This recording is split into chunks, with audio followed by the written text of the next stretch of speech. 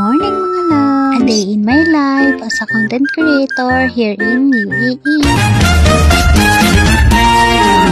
Finally guys, first vlog natin dito sa Dubai. As a content creator, kailangan nating gumawa ng mga mini vlogs. So as you can see mga kalamon, ganun pa rin, alaman pa rin in person. Tara at sabayan niyo ako kumain. Sa mga oras na ito mga kalamon, ay umalis na ang aking tita, pupuntang work. As a tourist visa girl, kailangan din natin bigyan ng oras ng ating sarili. Hahay, vacation na pang matagalang.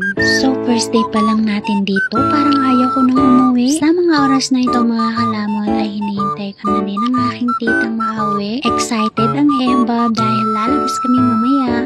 Sayang naman kung dito lang tayo sa condo. Hindi dapat tayo matakot dahil hawak natin ang oras. Mayabong ka girl.